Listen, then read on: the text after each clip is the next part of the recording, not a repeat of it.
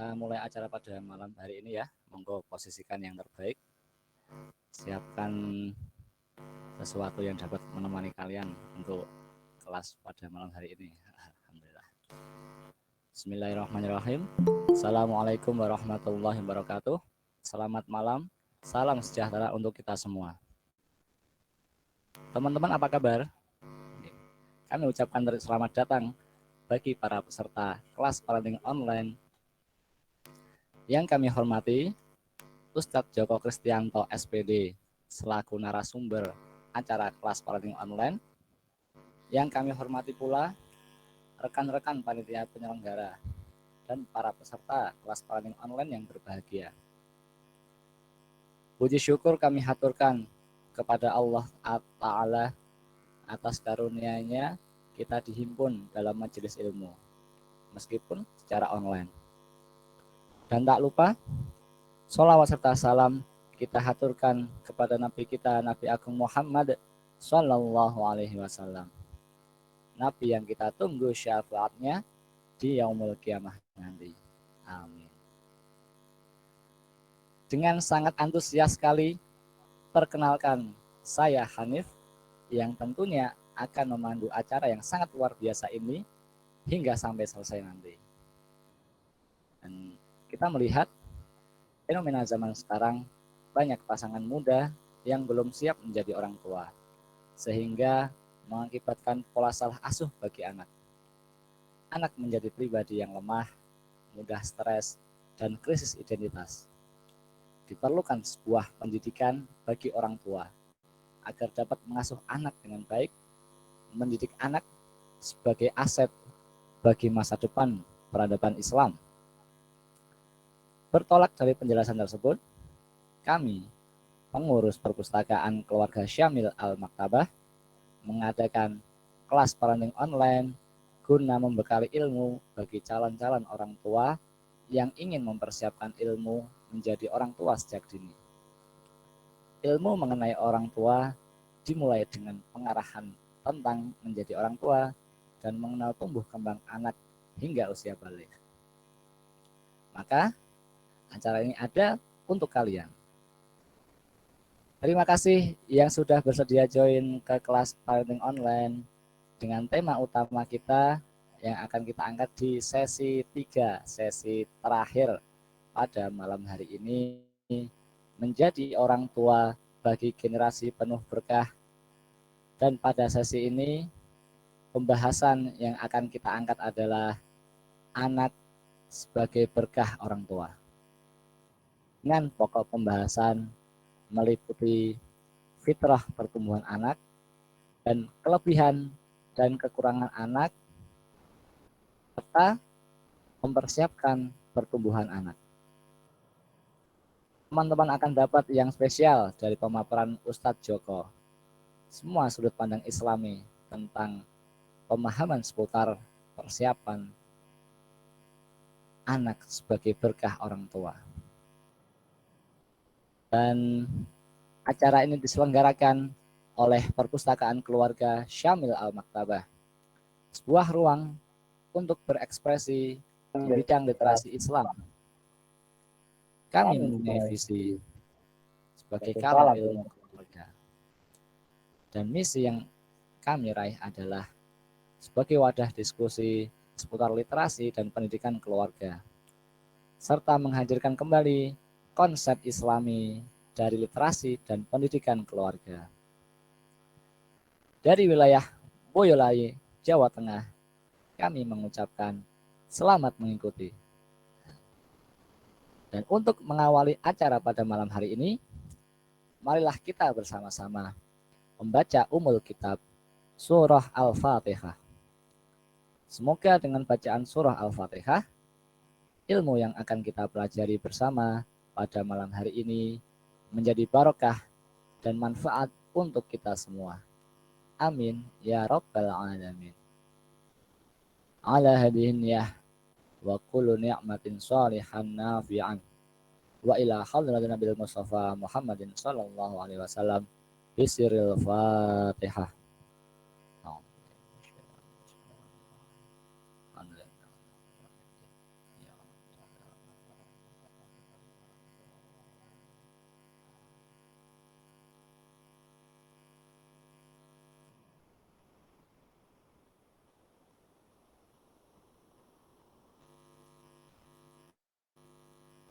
Oke, alhamdulillah. Sebelum dimulainya acara kelas parenting pada kesempatan kali ini, kami akan memperkenalkan moderator yang akan memandu diskusi kita kali ini. Diskusi terakhir di sesi 3, yaitu Saudara Agus Tova. Beliau adalah pemuda yang konsen di bidang pendidikan, penulisan, dan diskusi literasi. Dan monggo, waktu selanjutnya kami serahkan kepada moderator kita, Saudara Agus Tova. Dipersilahkan.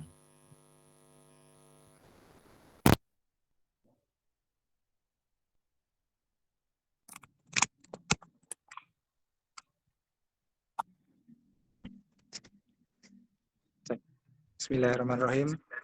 Assalamualaikum warahmatullahi wabarakatuh. Yang kami hormati Al Ustadz Joko Kristianto SPD. Yang kami hormati para peserta dalam acara pada malam hari ini. Pertama, marilah kita panjatkan puji syukur atas kehadirat Allah Subhanahu wa taala yang telah memberikan rahmat dan hidayahnya sehingga kita dapat berkumpul, kita dapat mengikuti acara pada malam hari ini dalam keadaan sehat walafiat. Tak lupa, sholawat serta salam, marilah kita curahkan kepada junjungan kita, Nabi Agung Nabi Muhammad Sallallahu Alaihi Wasallam, yang insya Allah kita tunggu syafaatnya di yaumul akhir nanti. Amin, amin, ya rabbal alamin. Hadirin yang kami hormati, sebelumnya perkenalkan, nama saya adalah Agus Tova Adiwibowo. Di sini saya selaku moderator yang akan membantu dan menemani untuk kegiatan acara pada malam hari ini. Saya ucapkan terima kasih kepada seluruh peserta yang sudah bergabung dan mengikuti acara pada malam hari ini. Pada sesi 3 kali ini, sebelum kita masuk ke acara inti, izinkanlah saya untuk memperkenalkan pemateri kita, yaitu Al Ustadz Joko Kristianto SPD selaku pemateri pada malam hari ini. Pada pemateri hari ini, nama lengkap dari beliau Al Ustadz Joko Kristianto SPD atau biasa dipanggil Pak Jack atau Abah Joko. Beliau bertempat tinggal di Jalan Dinar Mas Utara, Semarang, Jawa Tengah. Untuk pendidikan beliau, yang pertama yaitu dari D3 Teknik Telekomunikasi Politeknik Negeri Semarang yang lulus tahun 2001. Kemudian pendidikan S1 Pendidikan Matematika Universitas Negeri Semarang yang lulus tahun 2008. Kemudian mendapatkan sertifikasi sebagai konsultan Multiple Intelligence System yang lulus tahun 2011. Untuk karir beliau adalah konsultan pendidikan mulai tahun 2012 hingga sekarang. Untuk prestasi beliau, yang pertama adalah juara 2 Lomba Karya Tulis Ilmiah POS-TV Undip Semarang tahun 2001. Kemudian ada prestasi yang kedua yaitu juara 1 Lomba Kompetensi Guru Tingkat SMP PGSI Porda Semarang pada tahun 2007. Kemudian untuk yang ketiga ada juara 1 Lomba Karya Tulis Pemberdayaan IJF Bandung pada tahun 2010. Dan ada satu prestasi lagi yaitu juara 2 Lomba Menulis Esai Guru Sekota Semarang pada tahun 2012. Itulah CV dari Al Ustadz Joko Kristianto SPD selaku pemateri hari ini. Dan sebelum kita masuk ke sesi inti, izinkanlah saya untuk membacakan peraturan peserta pada malam hari ini. Ketentuan atau aturan peserta pada malam hari ini. Yang pertama adalah peserta dipersilahkan mengikuti acara pada malam hari ini mulai pukul 7.45 dan seterusnya. Pada pertengahan sesi materi, silakan para peserta mengisi presensi melalui link yang disediakan pada ruang chat Google Meet. Kemudian nanti dibuka sesi tanya jawab untuk peserta Iwan dan Akhwat dengan menekan tombol raise hand atau angkat tangan, atau bisa menghubungi admin melalui room atau chat di Google Meet. Untuk mata materi hari ini adalah materi yang ketiga, yang mana sebagai materi terakhir untuk materi yang satu dan kedua sudah dilaksanakan pada pekan-pekan yang sudah dilewatkan. Dan untuk materi atau sesi terakhir di sini, ini ada tema yaitu fitrah pertumbuhan anak. Ya, kaitannya dengan nanti membahas untuk kelebihan dan kekurangan anak, kemudian bagaimana nanti mempersiapkan pertumbuhan anak untuk masa yang akan datang. Nah, untuk pada malam hari ini saya izinkan dan saya berikan waktunya kepada Al Ustadz Joko Kristianto SPD untuk mengisi materi inti pada malam hari ini. Kepada Al Ustadz Joko Kristianto SPD, waktu dan tempat kami persilahkan. Cek. Jelas ya? Jelas. Jelas Al Ustadz. Ya. Assalamualaikum warahmatullahi wabarakatuh. Waalaikumsalam warahmatullahi wabarakatuh. Alhamdulillah alladzi arsala rasulahu bil huda wa dinil haqq liyudhhirahu 'ala dini kullih wa kafa billahi syahida. Asyhadu an la ilaha illallah wa la syarika lah wa asyhadu anna Muhammadan abduhu wa rasuluhu la nabiyya ba'dah. Allahumma shalli wa sallim wa barik ala sayyidina Muhammadin wa ala alihi wa ashabihi wa man tabi'ahu bi ihsan ila yaumil qiyamah, amma ba'd. Rabbi shrah li sadri wa yassir li amri wa hlul 'uqdatam min lisani yafqahu qawli. Allahumma anfa'na bima 'allamtana wa 'allimna ma yanfa'una wa zidna ilma. Qala ta'ala fi kitabil karim, a'udzu billahi minasyaitonir rajim. Bismillahirrahmanirrahim. Ya ayyuhalladzina amanu taqullaha haqqa tuqatih wa la tamutunna illa wa antum muslimun. Wa qala aidan ya ayyuhan nasu taqu rabbakumul ladzi khalaqakum min nafsin wahidah wa khalaqa minha zawjaha wa bassa minhuma rijalan katsiran wa nisaa'a wattaqullaha alladzi tasaaluna bihi wal arham innallaha kana 'alaikum raqiba.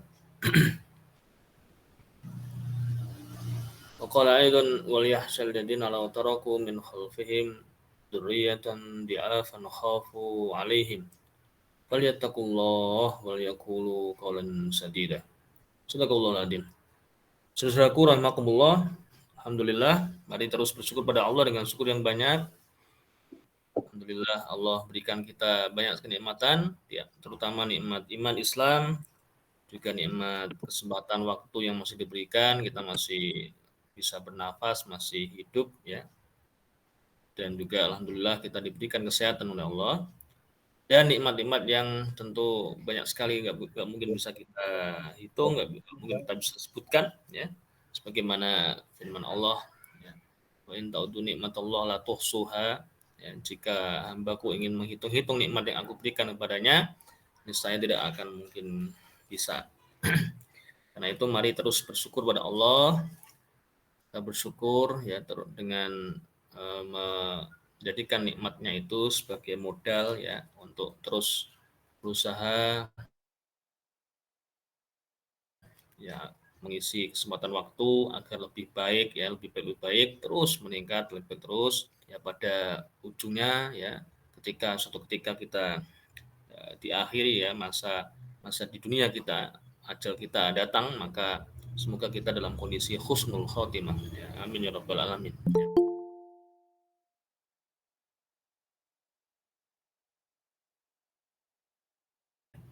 Insya Allah kita pun akan diwafatkan, diakhirkan hidup kita itu dalam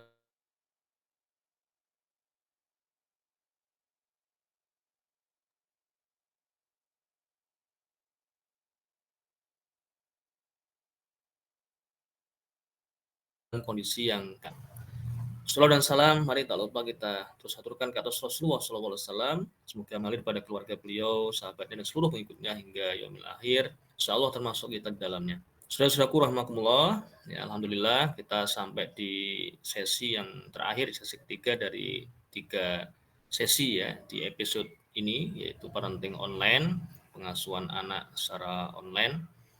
Sesi 1, 2 kita sudah lewati kemarin ya. Alhamdulillah kita masuk sekarang sesi terakhir ya, sesi ketiga. Walaupun tentu ya untuk belajar, untuk mempelajari tentang ilmu-ilmu yang terkait dengan pengasuhan anak, tentang parenting, tentu tidak cukup hanya dengan 3 sesi ini, tidak cukup dengan hanya apalagi online seperti ini ya. Maka kita harus terus mencari ya, terus semangat untuk belajar ya. Tidak hanya ilmu parenting tentunya ya, juga yang lain-lain ya, karena saya lihat di sini juga belum semuanya sebagai orang tua, belum semuanya menikah ya kan. Nah, justru yang memang yang terpenting yang menjadi juga kajian kita di episode yang pertama dulu ya. Jadi sebelum ada kajian parenting online ini kan episode yang dulu yang sebelumnya kan kita adakan kuliah pranikah ya kan. Nah, maka harapannya kan setelah kuliah itu selesai, lulusannya itu ditandai dengan ya semuanya yang ikut itu sudah menikah begitu. Nah, sehingga ketika itu belum tercapai, nah maka ini menjadi PR.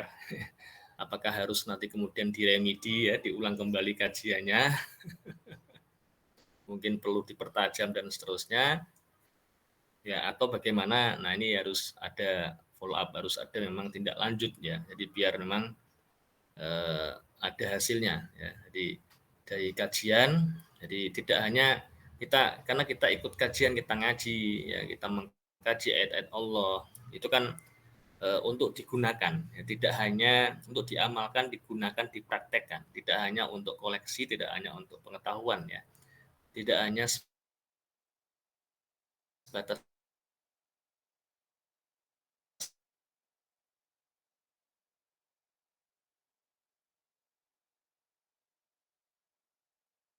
pengetahuan. Bismillah ditunjuk Allah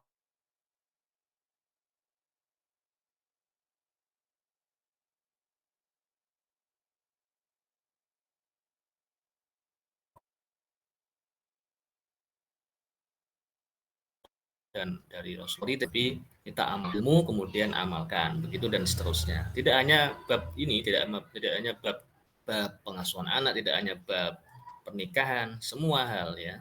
Lebih-lebih sekali lagi saya ulang-ulang di setiap sesi, lebih-lebih hal-hal yang mendasar, hal-hal dasar-dasar dalam Islam ya yang memang harus kita penuhi, harus kita lakukan, itu merupakan kewajiban rukun Islam, rukun iman dan seterusnya yang itu terus harus kita pelajari dan kita sempurnakan diri kita ya dalam mengamalkannya. Dan insya Allah semoga Allah mudahkan.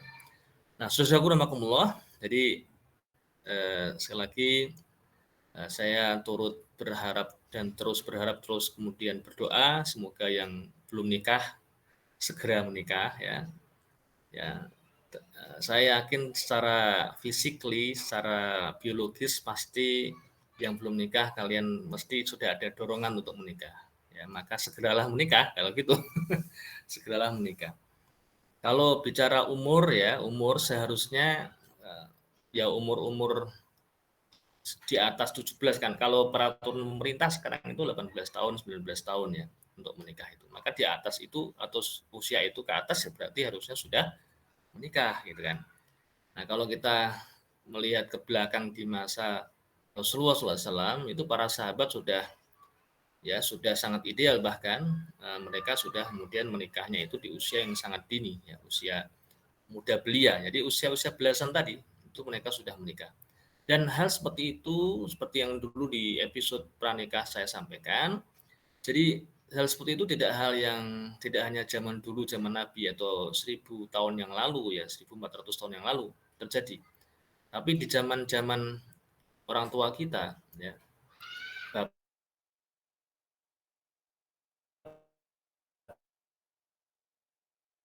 bapak ibu saya ketika mereka menikah juga di usia belasan gitu. Nah, sehingga kemudian ya luar biasa hasilnya kan gitu ya.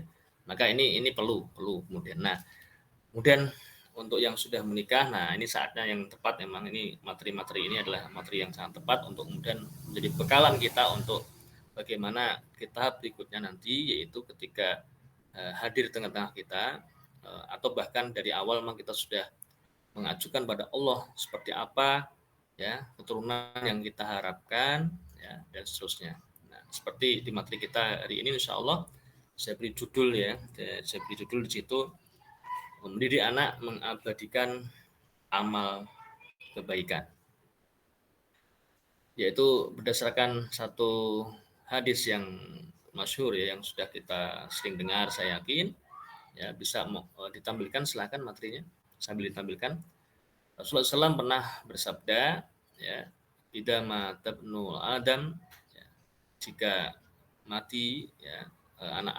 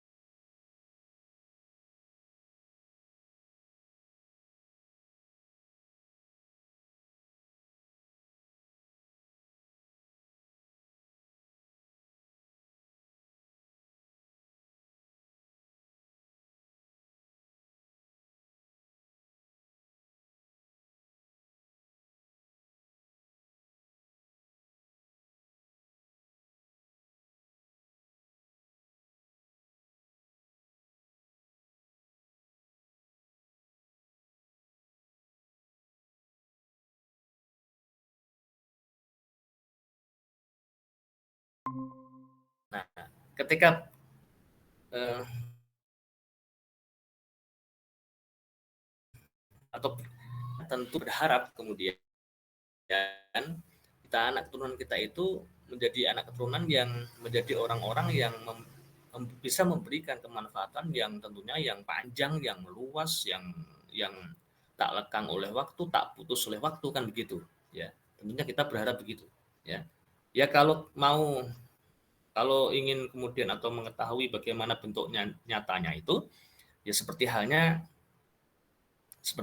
para ulama ya, misalkan ya, atau para sahabat Nabi tentunya ya, para nabi tentu, kemudian para sahabat Nabi, kemudian para ulama misalkan ya. Contoh saja misalkan Imam Syafi'i misalkan. Ya, Imam Syafi'i itu tentunya udah wafat ratusan tahun yang lalu ya kan. Wafat ratusan tahun yang lalu. Tapi sampai hari ini ilmu beliau masih bermanfaat untuk manusia ya, untuk alam semesta bahkan.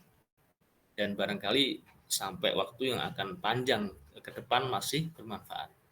Yang ini tentunya beliau sendiri mendapatkan aliran pahalanya, dan orang tuanya yang mendidik beliau ya tentu juga kemudian akan mendapatkan aliran pahalanya. Nah, ini contoh yang gamblang ya, yang sederhana, gamblang tapi jelas gitu ya.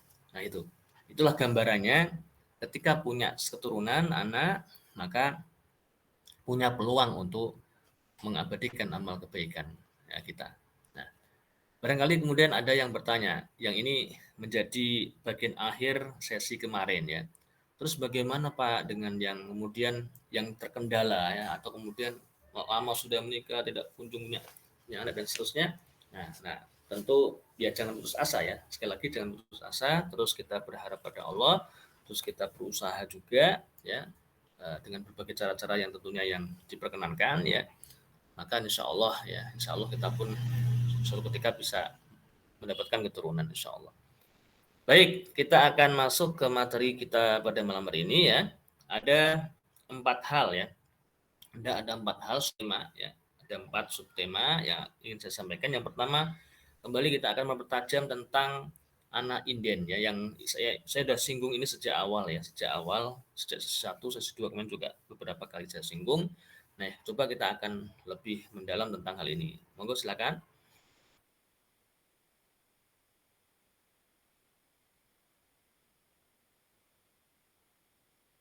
Tentang anak inden ada 2 jenis ya, 2 jenis anak atau keturunan kita. Anak inden yang pertama, yang kedua adalah anak insiden ya, atau accident atau insiden ya. Kalau insiden atau accident itu adalah yang waktu itu saya katakan bahwa anak yang belum ada judul ya, sampai dia terlahir di dunia, sampai tumbuh berkembang ya, tumbuh dari bayi, kemudian anak-anak ya, kemudian muda, dewasa, itu nggak punya judul gitu. Jadi belum jelas misinya, belum jelas dia sebagai apa, belum jelas dia punya kemampuan apa, itu belum jelas gitu. Jadi karakternya juga nggak jelas, kemampuannya juga nggak jelas begitu. Itu berarti anak insiden. Nah, ini terjadi ketika memang orang tua itu tidak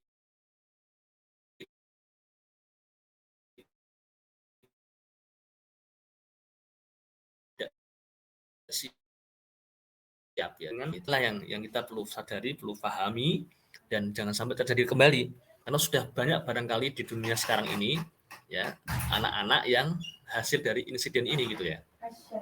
Sehingga bisa dikatakan anak yang terlahir secara insiden ini, maka orang tuanya itu istilahnya ya, walaupun prosesnya tentunya adalah proses yang syar'i ya, proses ketemunya, menikahnya itu memang benar ya, syar'i gitu dan seterusnya.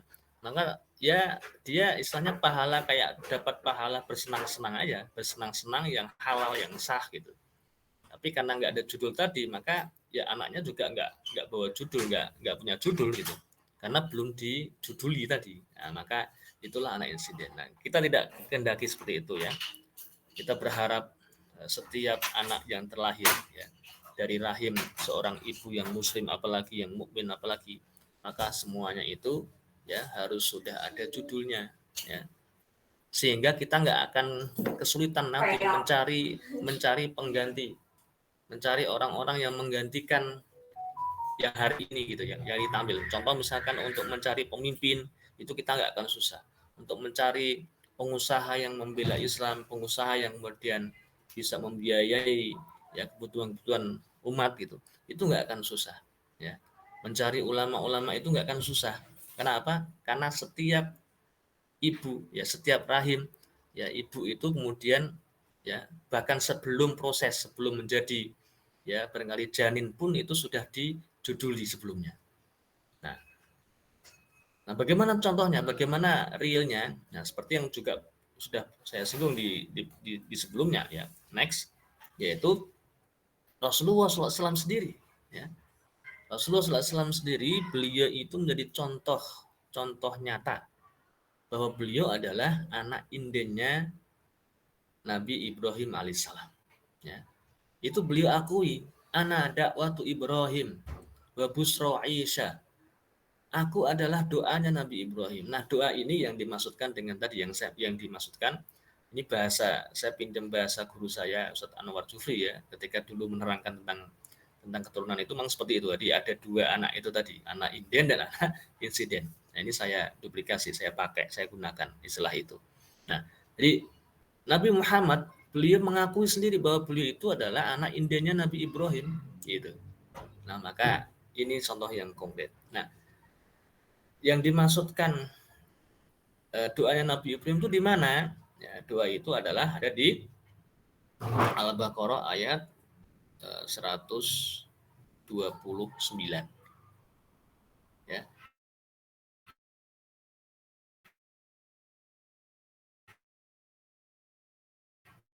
Ada di yaitu ketika beliau berdoa Rabbana wab'ats fihim rasulan minhum yatslu alaihim ayatika wa yu'allimul kitabul hikmah wa yuzakkihim.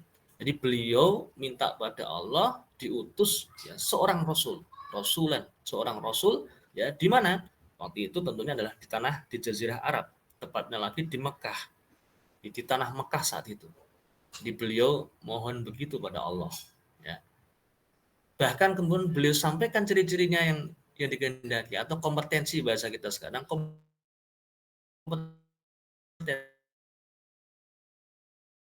yang diinginkan ayat 3 wa yu'allimul kitabul hikmah wa yuzakkihim itu adalah kompetensi, itulah keahlian yang ingin dimiliki, yang ingin kemudian dimiliki oleh rasul yang diutus oleh Allah nantinya. Yang itu dari keturunan beliau. Nah, itu yang beliau harapkan. Nah, dan kemudian memang terjadi. Ya, walaupun kalau secara waktu memang ribuan tahun ya kan, karena jarak antara Nabi Ibrahim dengan Rasulullah SAW itu adalah ribuan tahun. Nah, sehingga memang yang penting kita ngajukan dulu kan gitu ya. Yang penting kita ngajukan. Entah nanti kemudian anak kita, cucu kita, cicit dan seterusnya, insya Allah pasti akan diijabah oleh Allah. Ya, asal kita kemudian sungguh-sungguh kita ajukan pada Allah ya proposal hidup istilahnya ya.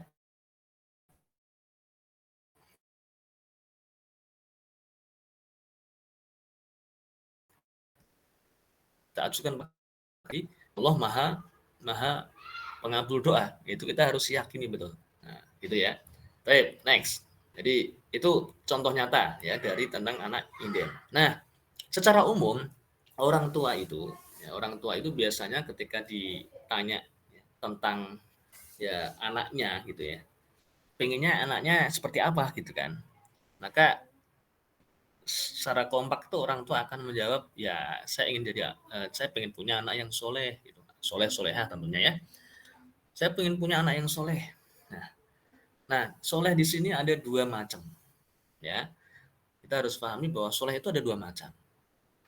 Nah, yang pertama ya soleh yang dimaksud itu adalah soleh secara fisik, karena memang barangkali semua orang tua atau calon orang tua ya, semua calon orang tua pastinya tidak menginginkan anak yang terlahir nanti itu cacat, anak yang terlahir itu ada kekurangan dalam fisik, gitu ya, pasti nggak mau. Bahkan ketika mau lahiran ya, misalkan mendekati HPL gitu ya, hari perkiraan lahir, itu ada kekhawatiran kadang-kadang dalam hati itu seorang orang tua, baik ayah maupun ibu ya. Saya bisa mengatakan demikian karena saya pun pernah merasakan gitu. Itu ada perasaan nanti jangan-jangan anak saya yang lahir misalkan ya jarinya kurang atau tangannya nanti kurang atau gimana terus saya. Dikhawatirannya adalah begitu. Nah, itulah makna soleh yang pertama yang diharapkan semua orang. Pada umumnya semua orang ingin soleh, soleh di sini adalah dalam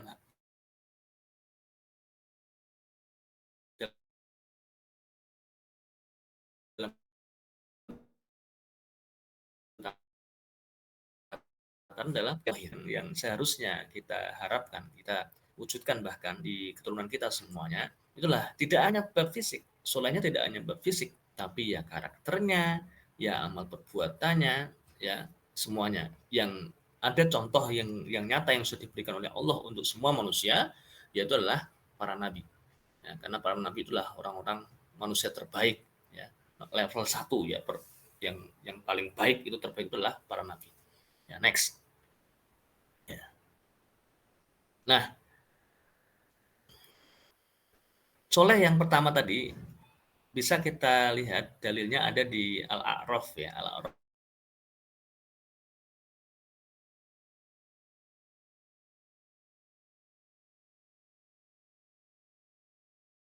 ayat Maaf 189. Nah, walladzi khalaqakum min nafsin wahidah wa ja'ala minha zawjaha liyaskuna ilaiha. Ya, falamma taghasyaha hamalat hamlan khafifan aw marat bih. Ya, falamma asqalat ta'allaha rabbahuma lain ataitana sholihan. Lain ataitana sholihan. Nah, di sini nih. Ini yang dalil yang makna soleh yang pertama. Jadi Allah menciptakan manusia, menciptakan kamu, ya, menciptakan kita dari diri yang satu. Ini sejarah Nabi Adam. Ya. Dan daripadanya, dari Nabi Adam, menciptakan istrinya agar dia merasa senang kepadanya. Jadi agar nafsunya nggak liar dan seterusnya terkendali, tenang, ada ketenangan, ada sakinah, itu kemudian diciptakan pasangannya. Ya, yang semuanya begitu sebetulnya. Ya, dari sononya itu semuanya begitu. Ya, jangan khawatir, semua yang belum nikah ini juga sebenarnya sudah ada jodohnya. Nah, tinggal kesungguhan untuk menjemput jodohnya itu ya, yang perlu ditingkatkan biar biar segera ketemu jodohnya dan segera menikah gitu kan, dan segera berketurunan gitu. Nah, eh,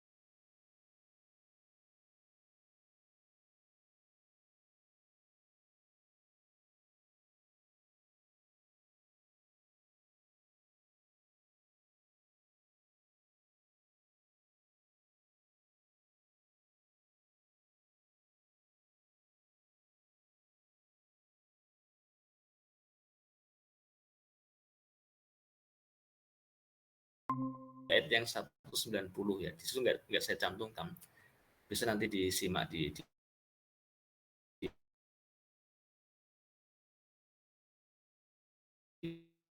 dilihat di chat di mukanya. Yang berikutnya itu falamma atahuma sholihan ja'ala lahu syuraka.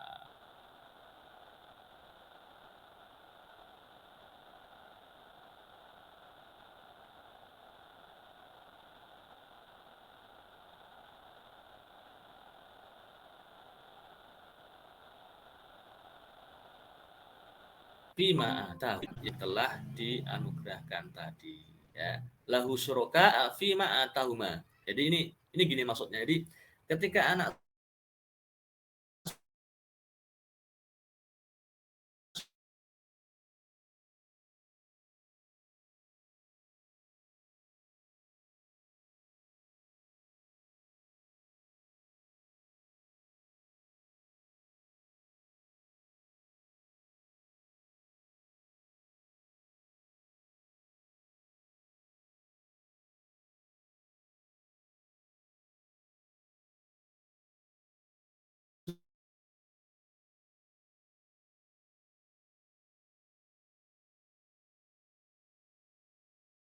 tema itu. Jadi bagaimana kemudian ketika menyambut kelahirannya itu pun sudah terjadi kemudian bagaimana mereka ya banyak orang tua yang mendatangkan ya menjadikan kemudian atau menjadi ya istilahnya menyekutukan Allah itu, mengabaikan Allah, menghadirkan cara-cara lain, tradisi-tradisi lain, kebiasaan yang lain. Nah, gitu. Nah, baik kembali dulu sebelum ke sambut bayi, kembali dulu tadi fisik. Jadi begitulah umumnya orang itu seperti itu. Ya, umumnya orang tua itu seperti ini, yang berharap, yang dimaksud soleh itu ini pertama. Nah, next berikutnya. Nah, walaupun ada dalam sejarah, ya dalam sejarah yang seperti yang saya sampaikan di pertemuan sebelumnya, jadi Allah berikan kita model, Allah sudah berikan kita itu petunjuk yang jelas, praktis, modelnya ada gitu, yaitu dua keluarga yang terbaik yang dicontohkan. Innallaha astafa Adam wa Nuha wa ala Ibrahim wa ala Imran alal alamin. Yang pertama adalah keluarganya Ibrahim, ya tadi dari awal memang kita bicarakan tentang beliau. Nah yang kedua adalah keluarganya Pak Imran. Nah ini Ayat ini bicara tentang istrinya Pak Imron. Ya. Ini ada di Ali Imran ya, ayat 35 ya. Itqalat imra'atu Imran Rabbi inni nadartu laka ma fi batni muharraran fataqabbal minni innaka antas samiul alim. Jadi ketika istri Imran, ya, istrinya Pak Imran itu berkata, "Ya Allah, ya Tuhanku, sungguhnya aku menadarkan kepada Engkau anak dalam kandunganku menjadi hamba yang soleh, yang berkhidmat di Baitul Maqdis. Karena itu terimalah nadar itu daripadaku." Nah, ini makna soleh yang kedua. Jadi dalam sejarah dulu sebelum di masa Rasulullah SAW itu pun sudah ada contoh, sudah ada model memang. Ya, contohnya adalah ini. Ya, contohnya adalah istrinya Pak Imron ini yang luar biasa, yang beliau punya nadar. Nah, makanya di situ saya tulis nadar ibu ya. Jadi walaupun tidak harus ibu, ya kan? Tidak harus ibu. Ada satu hadis dari Nabi SAW ya, bahwa ya ada doa ya, ada orang ketika berdoa, ada 3 orang ya. Salah sudah awat, ada 3 orang, 3 jenis orang yang ketika berdoa, maka mustajabatin la syakka fihin. Maka doanya itu tidak akan tertolak, tidak ada keraguan di dalamnya. Jadi pasti diijabah oleh Allah. Nah, di antara mereka itu adalah dakwatul walid li waladihi. Tidak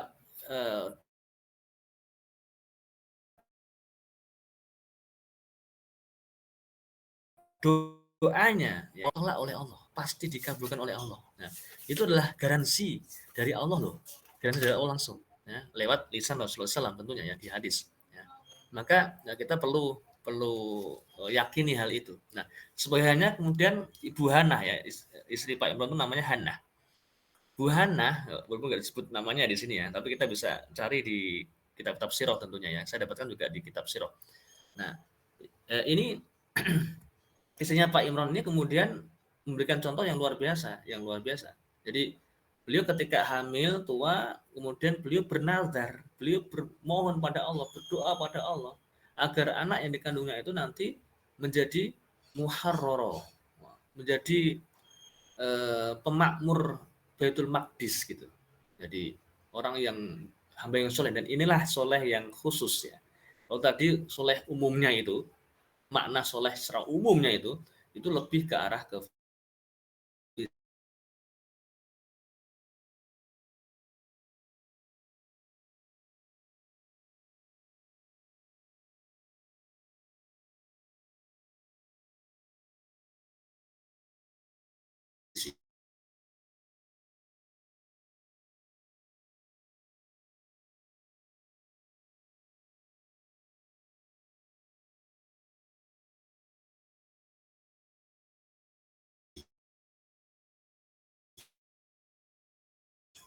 Tadi kan hal itu. Nah, dan diperjelas soleh yang dimaksudkan adalah muharraron ya, adalah berkhidmat pada Baitul Maqdis saat itu. Nah, ini contoh yang luar biasa ya. Terus nah, seperti juga memang dicontohkan oleh Nabi Ibrahim lagi-lagi. Jadi dua insan luar biasa. Berikutnya dari doa pendeknya yang ini juga sudah kita singgung di pertemuan sebelumnya, di sesi sebelumnya, Rabbi habli minas sholihin. Ini adalah doanya Nabi Ibrahim, yang dari doa ini saya katakan kemarin juga di sesi yang sebelumnya, dari doa ini Nabi Ibrahim menghasilkan keturunan yang manusia terbaik ya, terbaik yaitu para nabi, termasuk sebetulnya adalah tadi ya, anaknya nanti cucunya Pak Imron ya, itu juga karena Pak Imron itu juga masih nyambung nasabnya, nasab dengan ke Nabi Ibrahim ya, kan mereka itu ba'duhum min ba'd gitu kan, jadi keturunannya begitu kan gitu, jadi nyambung. Jadi Pak Imron itu sebenarnya nyambung ke Nabi Ibrahim juga memang ya, makanya nasabnya itu nyambung ya, makanya mulia memang. Nah, jadi doa inilah kemudian yang termasuk Nabi Isa itu di dalamnya ya, ada 18 nabi ya yang terlahir di belakang beliau, setelah beliau, 18 generasi istilahnya ya kurang lebih, yang masing-masing generasi itu jaraknya kan luar biasa. Dari Nabi Isa ke Nabi Muhammad SAW saja jaraknya 6 abad ya, 600 tahun ya kan. Nah, belum Nabi Isa di atasnya dan seterusnya itu tentunya berjarak yang itu panjang sekali ya, ribuan tahun tentunya. Nah itu tapi abadi gitu. Tapi sampai sekarang sampai kemudian hari kiamat tentunya hal ini jadi panduan buat kita semuanya. Robbi habli nasun. Dan inilah kemudian soleh yang khusus pakai alif lam. Ya. Jadi solehnya itu memang khusus. Yang dimaksudkan adalah kemudian soleh dengan level karakter para nabi gitu. Tidak umumnya orang tadi. Nah, gitu. Oke, next.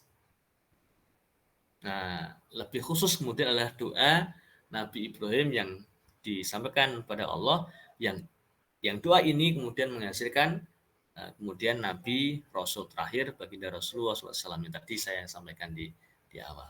Oke, itu yang pertama ya, yang pertama terkait inden ya, terkait penjelasan bagaimana anak inden dan bagaimana anak soleh ya, yang ini sebetulnya menjadi keinginan semua orang tua ya, namun kita perlu luruskan kemudian soleh yang seperti apa dan bagaimana tadi caranya untuk mendapatkannya. Nah, kita dengan cara inden itu caranya. Nah, baik, sekarang kita lanjut ke subtema yang berikutnya, yang kedua. Yang tadi saya katakan ini mulai dari saat inilah kemudian mulailah kemudian banyak orang tua itu yang lupa janjinya ketika nanti diberi anak yang soleh, anak yang lengkap sempurna fisiknya, nggak ada cacat, nggak ada kurang, kemudian akan jadi anakuna syakirin ya, kami akan menjadi orang yang bersyukur pada Allah. Tapi apa kenyataannya? Nyatanya tidak seperti itu ya. Kenyataannya kemudian lupa. Nah, lagi-lagi ada contoh yang menarik dari keluarga Pak Imron. Next ya.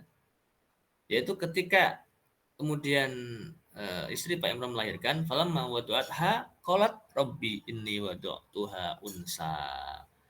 Nah, tadi kan mintanya anaknya jadi pemakmur masjid, dan itu kan pemakmur masjid itu adalah laki-laki biasanya kan gitu. Nah, ternyata yang dilahirkan itu bukan laki-laki tapi perempuan ya. Falamma wada'atha qalat rabbi inni wada'tuha unsa. Kemudian Bu Hana ya berkata pada Allah, ya Allah, ya Tuhanku, ternyata yang aku lahirkan seorang perempuan, ya, seorang wanita. Ya, wallahu a'lamu bima wada'at. Ya, Allah kemudian menegaskan ya tentunya Allah juga sudah tahu kalau yang dilahirkan itu perempuan gitu. Dan di penggalan ayat berikutnya ini penting perlu kita garis bawahi ini. Walaisa zakaru kal unsa. Dan ya tidaklah sama anak laki-laki dan anak perempuan. Yang di sini ya banyak yang kemudian para ulama menjelaskan pada kita ya, terutama adalah para ulama yang concern pada pendidikan anak ya, tarbiyatul aulad, menjelaskan pada kita bahwa penggalan ayat ini menunjukkan jadi pedoman panduan buat kita bahwa beda anak laki-laki dan anak perempuan. Juga beda pula tentunya bagaimana mendidik mereka. Jadi mendidik anak laki-laki, anak perempuan itu ada sisi-sisi yang berbeda. Jadi nggak bisa digebyah uyah kalau orang Jawa ya, disamaratakan semua itu nggak bisa. Nah, kalau melihat hal ini ya tentu ya kalau kita kemudian bawa ke kondisi real kita hari ini, pendidikan kita, maka memang ya banyak hal yang perlu kita benahi ya. Kenapa? Karena bukankah kemudian sejak TK ya, kalau sekarang kan kalau formal ya, yang formal sejak PAUD bahkan PAUD, TK, SD, SMP, SMA, perguruan tinggi itu kan kemudian disamaratakan. Ya enggak? Laki-laki perempuan sama semua.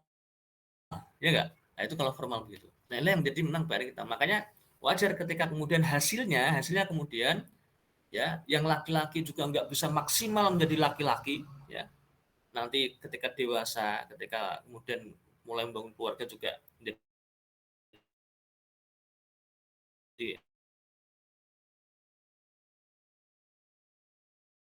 ya,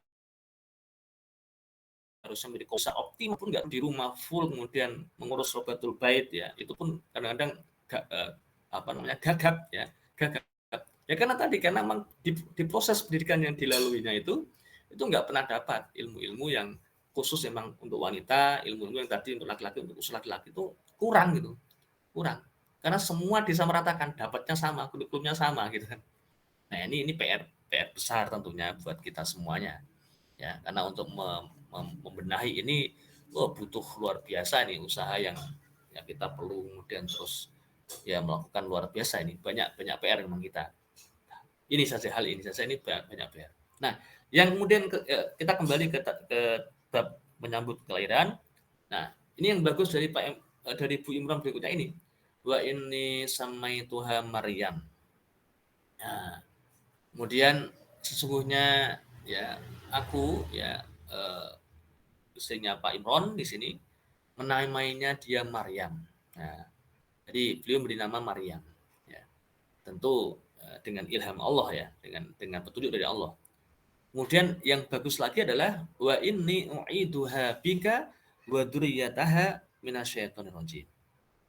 Yang ini penggalan ayat terakhir ini bisa menjadi juga petunjuk, ini bisa menjadi tata cara bagaimana atau apa yang kita amalan apa yang kita lakukan ketika kita ada misalkan menjenguk kelahiran bayi atau mendengar ada bayi yang lahir, itu bisa kita lakukan. Ya, bisa kita tiru persis seperti ini, yaitu adalah doa ya, doa pada Allah untuk memperlindungkan anak yang lahir itu dari godaan setan yang terkutuk. Ya. Kenapa? Karena memang ya kita sudah tahu ya, kita tahu bahwa kita punya musuh bebuyutan, ya, musuh abadi, ya musuh yang bahkan tak kenal lelah, tak kenal istirahat, yaitu adalah setan, ya iblis dan tentaranya yaitu setan, ya innahu lakum adu mubin gitu kan, mereka adalah musuhmu yang nyata kan gitu ya, kan itu. Nah, dan mereka lah yang pertama kali menyambut kelahiran bayi sebetulnya. Bahkan ya dalam sebuah riwayat hadis itu disampaikan menangisnya seorang bayi yang lahir itu adalah juga diantaranya karena apa? Karena disentuh oleh setan. Fitrahnya menolak gitu istilahnya, menolak dia disentuh oleh setan. Di semua anak itu yang lahir disentuh oleh setan pertama kali, makanya kemudian nangis gitu diantaranya. Diantaranya dalam sebuah riwayat begitu. Nah, yang di situ juga dijelaskan bahwa kecuali ada dua manusia, kecuali dua manusia. Bahkan Rasulullah SAW sendiri, beliau ketika ditanya, termasuk engkau wahai Rasulullah SAW, iya, termasuk aku pun dulu ketika lahir juga disentuh, sempat disentuh juga. Ya, tentunya kemudian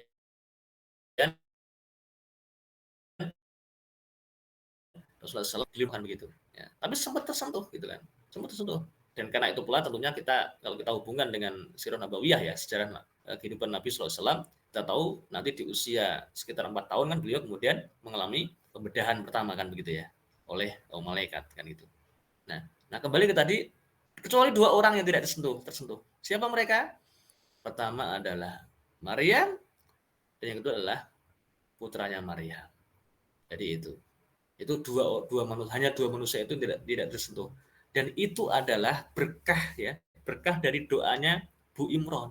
Jadi tadi berkah dari doa ya, doa wa inni u'iduha bika wa dzurriyyataha minasyaitonir rajim. Ya, makanya ini bisa kita tiru untuk memperlindungkan bayi anak yang baru lahir. Doa ini bisa kita tiru agar kemudian tidak bisa disentuh, tidak bisa digoda oleh setan yang terkutuk ya, yang mereka luar biasa. Nah, ini contoh kemudian bagaimana nyambut bayi di masa istrinya Pak Imron. Nah, next. Nah, kemudian di masa Nabi SAW dilengkapi ya, karena memang Islam yang dibawa Nabi SAW itu karena yang terakhir maka ya sempurna, sudah disempurnakan, semuanya udah paripurna, udah sempurna, ya kan? Jadi Islamnya udah sempurna. Nah, maka lebih lengkap lagi, ya kan? Lebih lengkap lagi.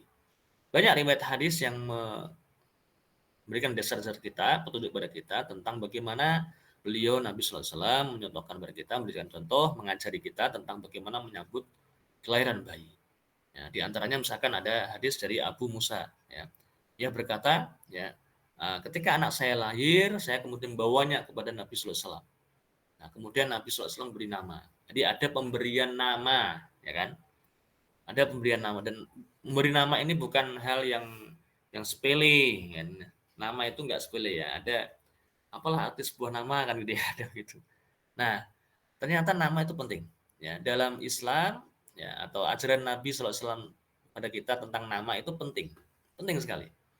Bahkan Nabi SAW tidak hanya bab nama manusia, nama kota kan gitu juga. Madinah ya, dulunya namanya Yasrib dari Madinah. Bahkan tidak hanya itu, ya, jalan pun ada yang nama jalan diubah oleh beliau SAW dan seterusnya.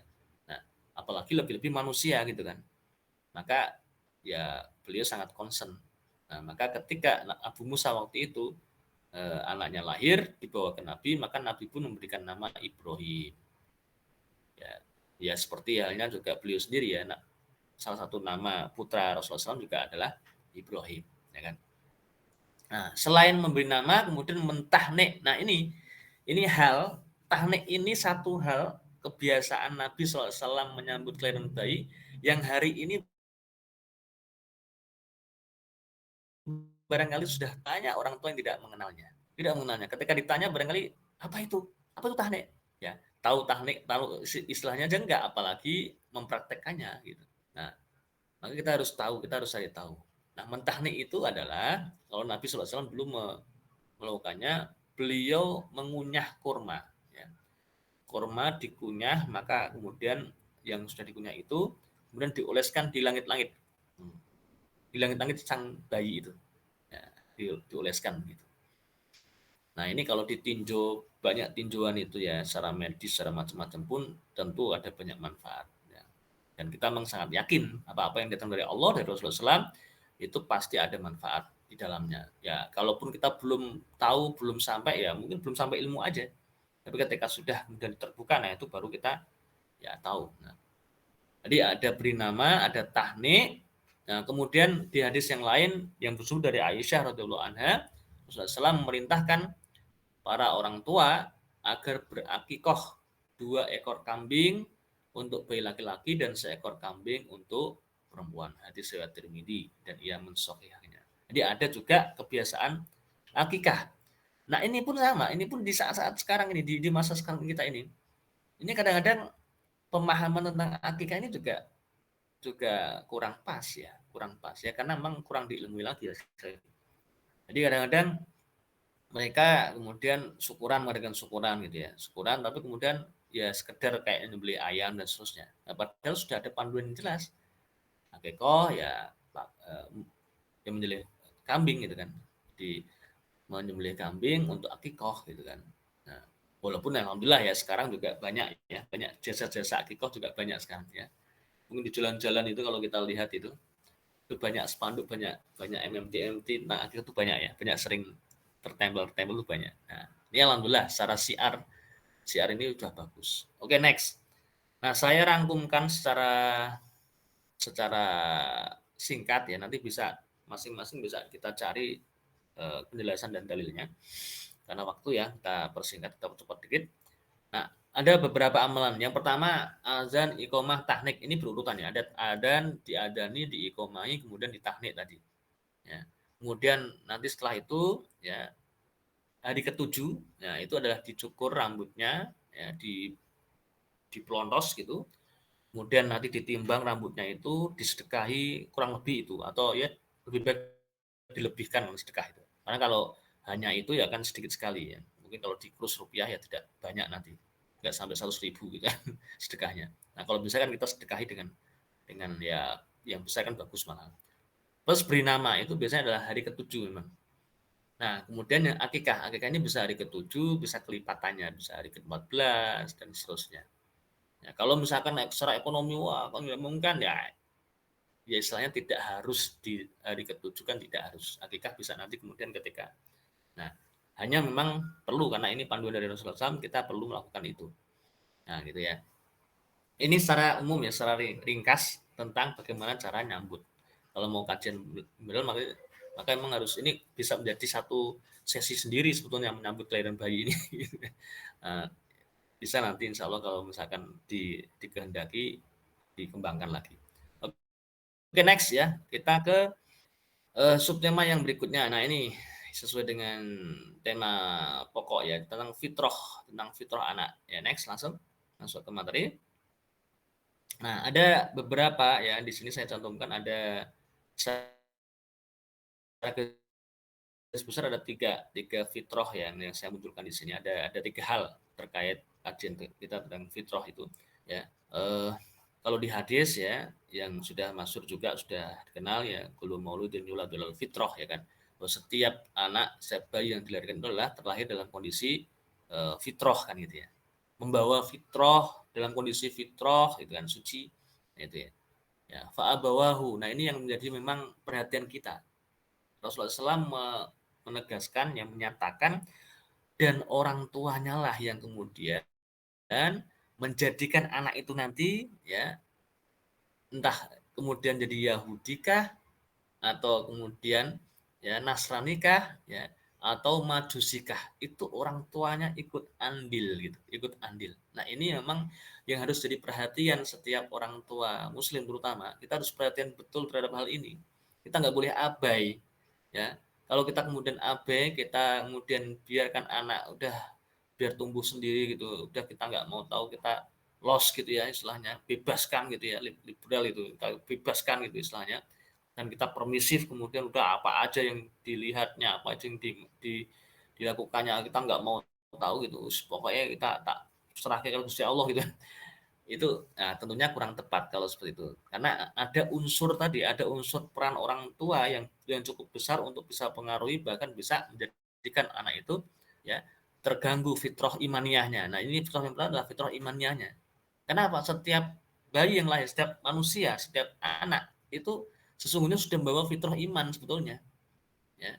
Di surah Al-A'raf ayat 172 yang ini juga sudah sangat terkenal ya. Wa akhadha rabbuka min bani adama min duhurihim dzurriyyatahum wa syadahum ala anfusihim alastu bi rabbikum qalu bala syahidna.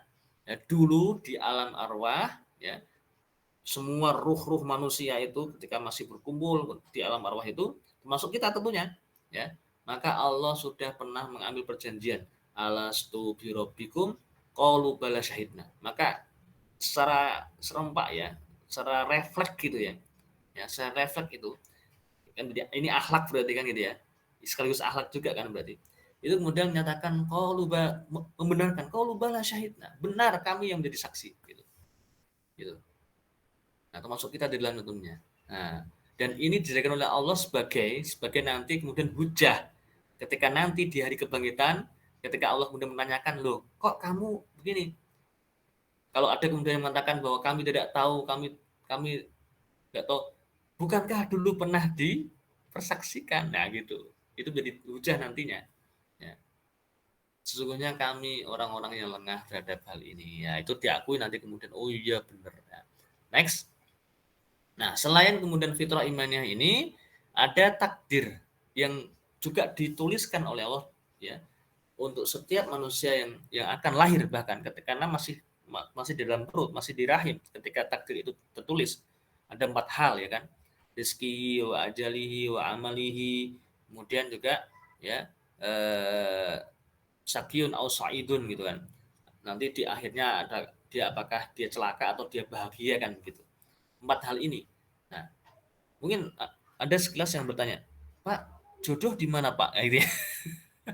Katanya juga jodoh sudah tertulis. Nah, kalau jodoh itu masuk ke mana? Ya ke rezeki tentunya ya kan. Rezeki itu kan luas. Masuk jodoh antum itu kan, jodoh kalian itu adalah rezeki itu. Sebenarnya sudah ada juga gitu kan. Nah, tinggal lagi tinggal usaha kalian untuk mendapatkannya kan itu ya. Jadi segera sajalah ya, insya Allah. Kita pengen menunggu setelah ini turut-turut ada undangan-undangan gitu ya. Ya, kapan Mas Hani, kapan siapa lagi? Ya belum. Kena deh Mas Hani. Oke, berikutnya. Fitrah bakat. Bahkan sampai ke bekal untuk ini, insya Allah kita percepat ya. Udah mau habis insya Allah materinya juga. Yuk, next. Fitrah bakat kemudian. Nah, bahkan sampai alat untuk manusia nanti istilahnya hidup ya, bertahan hidup ya kan, itu juga diberikan oleh Allah ya. Di Al-Isra ayat 84 itu ya, kullu ya'malu ala syakilah. Jadi setiap orang itu diberikan syakilah, atau istilah keren sekarang itu ada talenta gitu kan, diberikan talenta atau passion gitu kan. Jadi setiap orang itu udah ditanam juga fitrah, passion, talenta itu udah ditanam. Jadi karena kan rezekinya. Ketika rezekinya udah ditentukan, maka kan tidak hanya rezekinya, tentunya Allah sudah berikan alatnya untuk meraih rezeki itu gitu. Ya termasuk untuk kemudian dia beramal ya tadi kan rizkihi wa ajali wa amalihi, dia amalnya bagaimana nanti jadi ahli, jadi orang soleh atau toleh dan seterusnya kan itu, jadi orang yang kemudian sibuk waktunya dengan kebaikan ataupun kemudian malah jahat dan seterusnya. Itu ada juga unsur bakat di situ, sakilah ini tadi ya, warabbukum a'lamu biman huwa ahda sabila, maka Tuhanmu ya Allah yang lebih tahu siapa yang lebih benar jalannya. Oke, next. Ini tentang fitrah, tentang dasar fitrah. Nah, kemudian untuk mempertahankan menjaga fitrah itu, maka disinilah pentingnya pendidikan, disinilah pentingnya tarbiyah, ya, pendidikan anak, tarbiyatul aulad, disinilah pentingnya. Dan bicara tentang pendidikan anak yang untuk menjaga dan mengembangkan fitrah ya untuk kemudian biar fitrah itu terjaga sampai kemudian ketika wafat itu kemudian imaniahnya terjaga sehingga sehingga akidahnya selamat ya, hatinya kemudian juga selamat ya, walaupun salim gitu kan, itu ya perlu ada pendidikan ini di sini, perlu ada unsur pendidikan karena ada memang yang banyak berpengaruh, orang tua tadi itu disebutkan fa'abawahu kan itu di hadisnya, maka orang tuanya ya itu berpengaruh sekali tentang nanti bagaimana anak ini tumbuhnya. Nah maka kita lihat sekarang kurikulum bekal pertumbuhan anak ya, ini di bagian-bagian akhir insya Allah. Nah lagi-lagi kita kembali ke model Nabi Ibrahim alaihissalam ya, di surah Ibrahim ayat 37 itu beliau berdoa, yang dari doa ini sebetulnya ini rangkaian dari doa sebelumnya. Ayat ke-35-nya ini nanti nyambung karena nanti ada kesamaan dengan yang berikutnya ya, yaitu adalah kurikulum ala Nabi Muhammad SAW. Itu sama ya, sebenarnya sama ya. Tentunya di era Rasulullah SAW itu lebih sempurna, lebih lengkap, lebih detail gitu ya. Nah, di masa Nabi Ibrahim di ayat yang 35-nya itu kan beliau berdoa tentang ya wa qala Ibrahim ya Rabbi ja'al hadzal balada aminan waj'alni wa baniya an na'budal asnam. Beliau minta pada Allah itu dijauhkan dari penyembahan pada berhala. Ini kan bicara tentang tadi fitrah imaniyah ya, di iman pertama. Jadi memang pendidikan itu harusnya fokusnya pada iman dulu, keimanan itu fokusnya di situ harusnya. Nah baru kemudian di bagian ini, di ayat ini ayat 37 beliau kemudian yang dari doa-doa beliau itulah menjadi panduan buat kita untuk prioritas dan urutan-urutan kemudian kita mendidik anak-anak kita, yaitu Rabbana liyuqimus shalah ya. Jadi mendidik ibadah sholat, ngajari sholat. Waj'al afdatan minan nas tahwi ilaihim, ini adalah bicara tentang akhlak. Karena jadikan orang-orang yang datang tadi cenderung kepada mereka. Ada mereka orang cenderung pada orang lain itu kan ketika memang orang lain menyenangkan ya kan. Menyenangkan ya, menampilkan perilaku yang baik kan itu orang lain kan akan senang. Tapi kalau sebaliknya kan sebel gitu kan. Ya sebel, senep gitu, malas gitu kan. Malas gitu kan. Berhubungan, malas bermuamalah. Nah, maka kedua adalah kemudian akhlak ya. Setelah ibadah kemudian adalah yang perlu diperhatikan adalah akhlak. Nah, baru kemudian warzuqhum minas samarat. Kemudian bagaimana mereka mencari penghidupan. Nah, yang hari ini prakteknya itu kan kembali. Kadang orang tua itu ya belum apa-apa, masih kecil, masih dini, itu yang dipikirkan ketika mendidik itu adalah pekerjaan nanti udah. Anak pekerjaan, bahkan banyak ya ketika dulu saya misalkan mewawancari orang tua masuk SD itu juga sama, pengennya nanti ke depannya itu anaknya itu biar bisa bekerja ya, yang ininya ke pekerjaan ya, ke ma'isyah, ke bekerja, ke mendapatkan. Nah, padahal kalau kita bawa ke sini ya, bawa ke contoh yang diberikan oleh Nabi Ibrahim alaihissalam ini, itu adalah permintaan terakhir ya. Misalnya prioritas yang sekian, setelah kemudian ada iman terbentuk dengan baik, kemudian ibadahnya, kemudian akhlaknya, baru kemudian, dan itu seakan-akan itu sebenarnya adalah itu hadiah dari Allah, itu udah pemberian dari Allah, itu pasti insya Allah didapatkan ketika yang manakala orang itu sudah menjaga imannya, akhlaknya, maka rezeki itu akan dapat gitu, tidak akan kemana gitu rezeki itu. Nah, lebih detail berikutnya next, yang kemudian dicontohkan oleh baginda Rasulullah SAW. lebih detail lagi ya. Jadi kunna ma'an nabi ini pengakuan para sahabat. Jadi tidak beliau langsung yang menyatakan, tapi ini pengakuan para sahabat, generasi sahabat. Dan nanti ada juga pengakuan atau istilahnya bagaimana kondisi setelah sahabat. Jadi sahabat kemudian tabiin nanti. Ya. Nah, ketika sahabat dulu Rasulullah SAW para sahabat, ya, maka fata'allamnal iman qabla an nata'allamal Quran. Maka ada urutan nih. Nabi yang diajarkan pertama kali dulu adalah keimanan. Keimanan dulu, nah baru kemudian Quran gitu. Baru Quran. Ya. Maka memang kadang-kadang kita perlu perhatian juga ya, jangan sampai kita terlalu fokus pada misalkan baca Quran atau menghafal Quran, tapi pelajaran imannya kita abaikan. Itu jangan sampai. Penting sekali kita iman dulu, bahkan paling penting itu iman dulu. Itu prioritas pertama. Oke, next kemudian. Nah, ini kemudian dari Ibnu Umar, beliau kemudian menyatakan bahwa sama senada dengan tadi, dengan Jundub bin Junadah tadi. Nah, di bagian akhir kemudian beliau sampaikan penglihatan beliau melihat generasi setelah beliau tabiin itu terbalik gitu, terbalik. Nah, maka ini seakan-akan memberikan kita semacam ini evaluasi, semacam koreksi, semacam ini ya, semacam evaluasi lah ya, muhasabah. Maka kita perlu muhasabah banyak. Dulu saja di masa sahabat, di masa Ibnu Umar itu, beliau melihat masa setelahnya itu, para tabiin itu udah mulai berubah, udah mulai goyah itu tentang prioritas pendidikan anaknya itu. Jadi mereka lebih prioritas ke Quran daripada iman dan seterusnya gitu ya. Nah, ini kalau kita kemudian larikan kondisi kita hari ini, mungkin kita lebih sedih lagi ya. Karena apa? Hari ini kita Quran enggak, iman juga enggak gitu. Kan gitu. Itu yang luar biasa. Makanya wajar ketika kita melihat, kita kemudian merasakan betapa lemahnya generasi kita itu ya karena ini tadi, karena panduan yang jelas-jelas memberikan kita panduan yang jelas itu enggak kita lakukan gitu. Oke, next. Bagian akhir ya, insya Allah kita mengasih. Nah, ini contoh tentang ibadah. Itu maka ada tahapannya. Jadi tidak dari kecil, tidak dari kemudian usia balita, enggak. Ada bahkan disebutkan waktu yang jelas gitu kan. Yaitu ketika 7 tahun. Muru auladakum bisolah hum abna sab'a sinin. Ketika 7 tahun ajari anak-anak itu, ya suruh anak itu untuk sholat. Ajari, kemudian contohi, ajak gitu. Itu 7 tahun.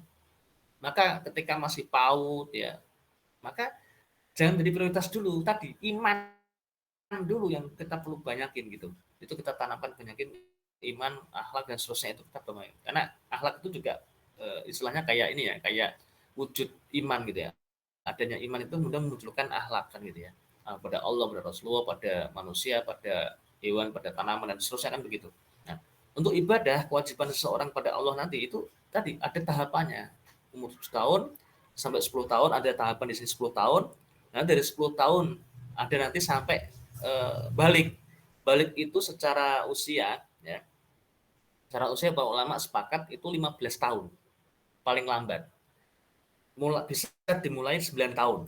Nah, tapi paling lambatnya itu 15. Artinya apa? Ketika seorang anak itu sudah sampai 15 itu sudah pasti balik gitu lah. Walaupun mungkin ciri-ciri utama belum nampak. Contoh misalkan belum mengaku belum pernah mimpi. Mungkin pernah mimpi tapi dia mungkin nggak merasa gitu kan. Sehingga dia mengaku belum gitu. Nah, ketika sudah sampai 15 tahun itu bisa dipastikan dia udah balik. Jadi begitu. Maka itu nanti beda lagi. Nah, sehingga kalau tadi kita kaitkan terus kapan dong misalkan membekali seseorang anak itu dengan untuk kemampuan untuk bekerja, kemampuan untuk dia bermanfaat. Nah, maka itu yang jelas adalah prioritas memang yang terakhir. Ya. Karena sebetulnya dia pun sudah punya bakat. Tinggal nanti kemudian menemukan dan kemudian mengembangkan, memfasilitasinya yang hari ini juga banyak sekali ya hal-hal seperti itu. Kursus ini itu lebih cepat dibandingkan dengan formal ya. Formal itu kan tadi karena kebiahuyah, kemudian standar semuanya gitu. Itu saya kadang-kadang nggak jadi gitu kan. Tahu banyak tapi dikit-dikit gitu misalnya.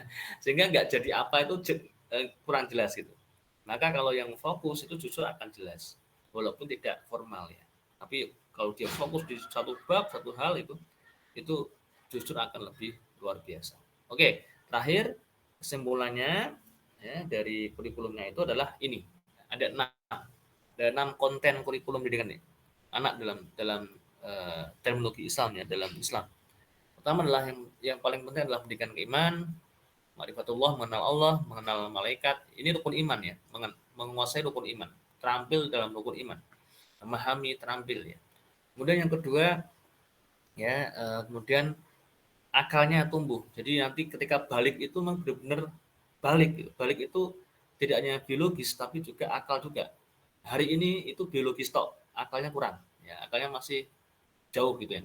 Nah, maka harusnya ketika balik itu akalnya sudah cukup gitu. Sudah menguasai ilmu-ilmu alat ya. Jadi Al-Qur'an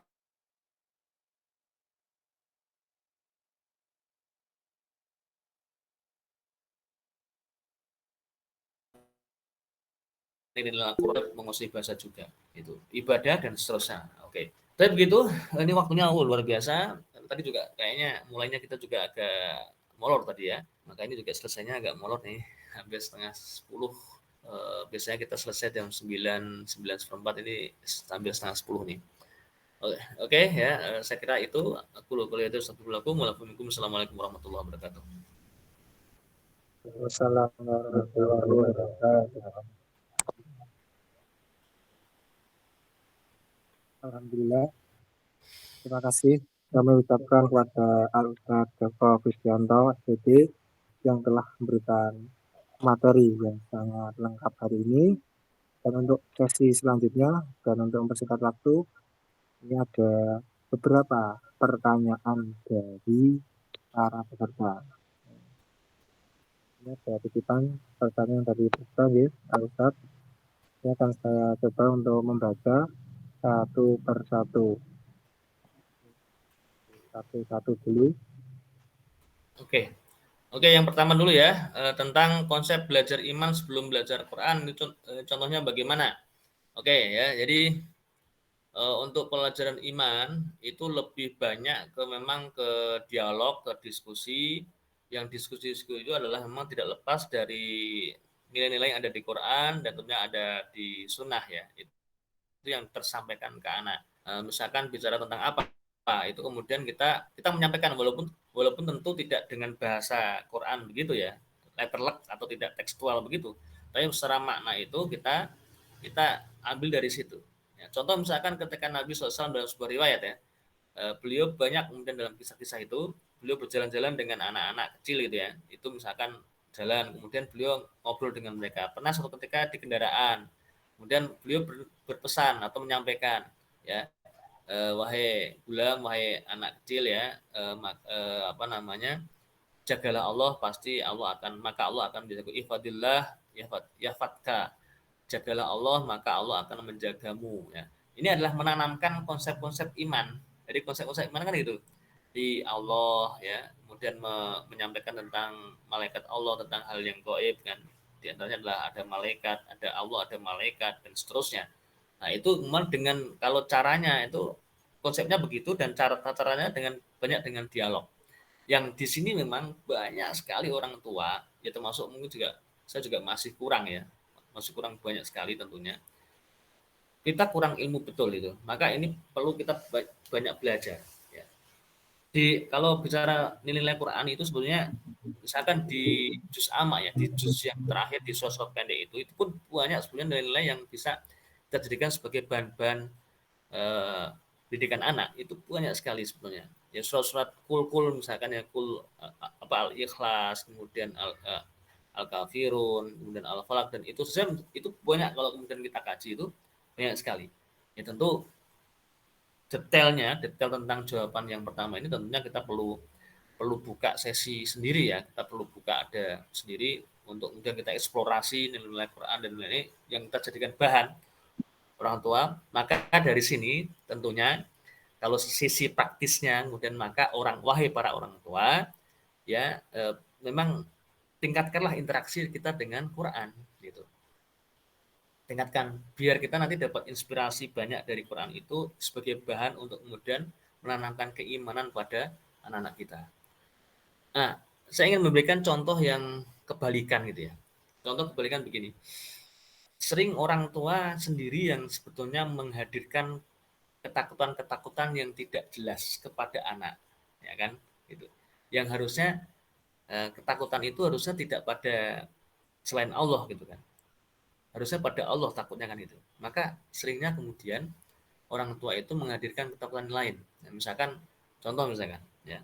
Orang tua ketika menyuapi anaknya masih kecil ya, tentunya belum ada mungkin baru setahun 2 tahun gitu kan disuapi misalkan atau setelah 2 tahun lah ya antara 2 sampai 4 gitu misalkan disuapi anaknya mungkin susah mungkin dia nggak suka atau dan seterusnya nggak mau kadang-kadang spontan orang tua itu menghadirkan ketakutan-ketakutan ayo makan kalau enggak nanti tak bilangin Pak Polisi gitu kan nah jadi ditanamkan kemudian Pak Polisi yang menakutkan gitu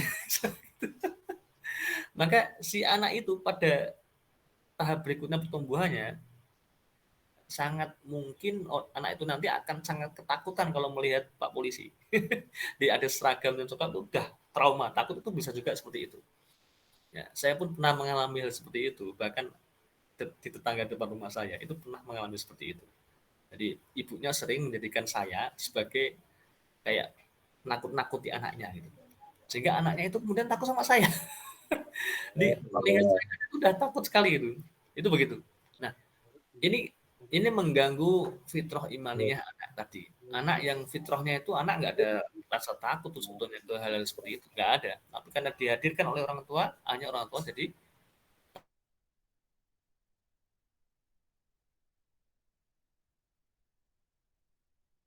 takut. Nah, suka cinta orang yang kuat. Nah, kita hadirkan cintaan pada Allah, Allah yang cinta dan seterusnya. Itu kita kenalkan tuh nama Allah kita sebut, kita kenalkan gitu ya. Termasuk mohon maaf, ketika orang tua menina bubukkan atau kalau Jawanya ngudang ya, apa itu? Ngudang itu. Istilahnya memberi misalkan nyanyi-nyanyi gitu ya. Itu kan seringnya nyanyian yang mohon maaf yang enggak jelas ya. Anak yang bayi cicak cicak di dinding dihadirkan cicak gitu kan. Ataupun lagu-lagu yang lain balonku ada 5 yang istilahnya ya. Padahal banyak banyak sebetulnya juga kalau kita cari ya ada satu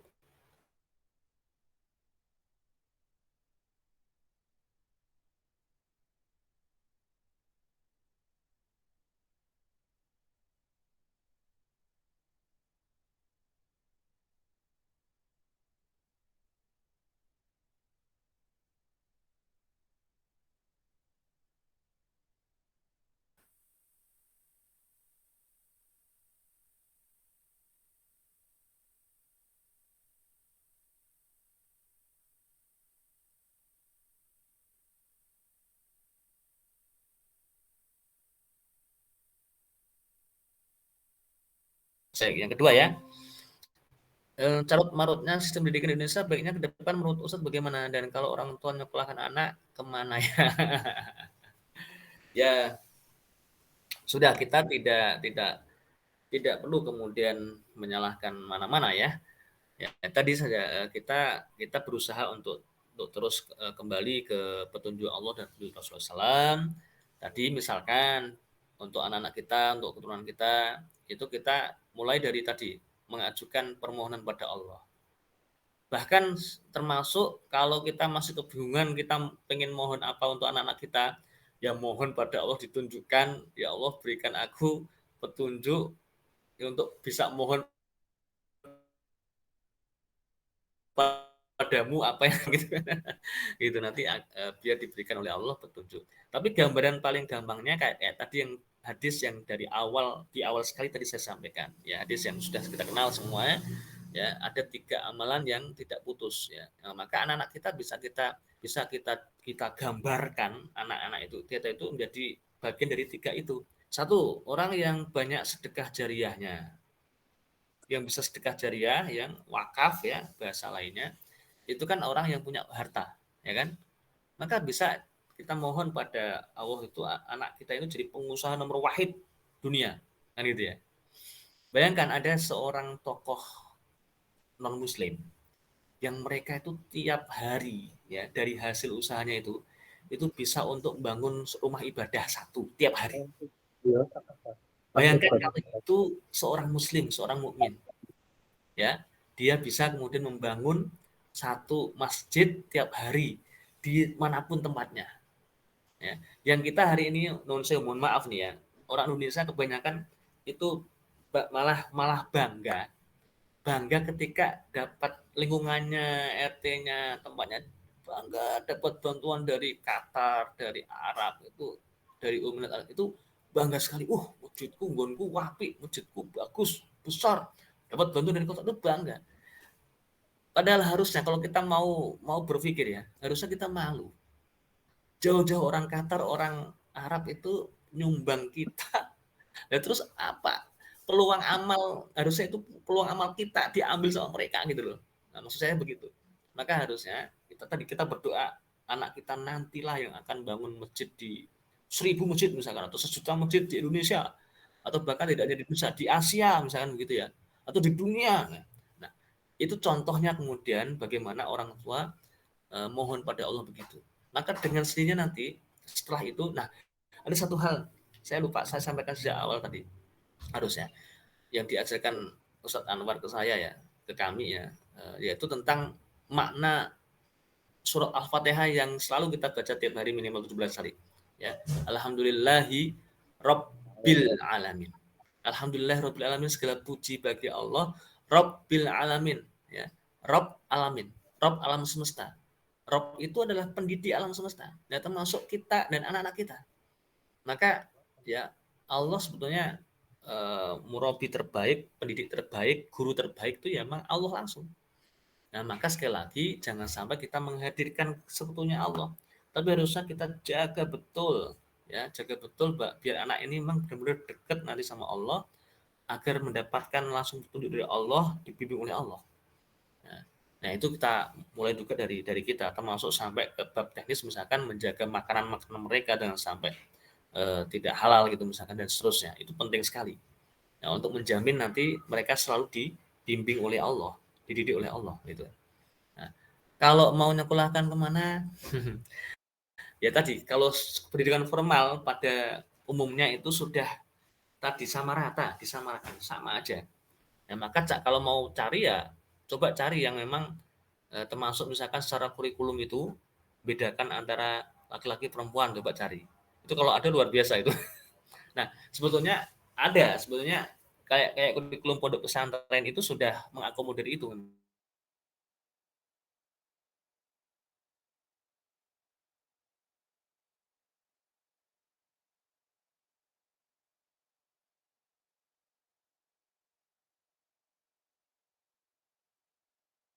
Ya, karena memang lahirnya pondok pesantren ya, kan arus utamanya itu memang udah misalkan larikan ke tadi konsep-konsep yang tadi kita sampaikan, itu kayaknya kok jauh gitu ya. Itu jauh sekali gitu kayaknya. Nah, maka monggo lah ya, dan sembari kita terus perbaikan ya. Ya syukur kita nanti dari forum kita, dari komunitas ini ya, Mas Hanif dan yang lain-lain nanti bisa membuat lembaga, membuat sekolahan yang kita visinya benar-benar seperti yang dicontohkan oleh baginda Rasulullah SAW kan gitu ya.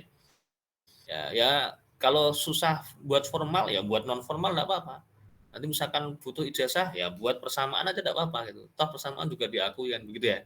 Kalau misalkan pengen kemudian tetap kemudian punya ijazah dan seterusnya gitu ya.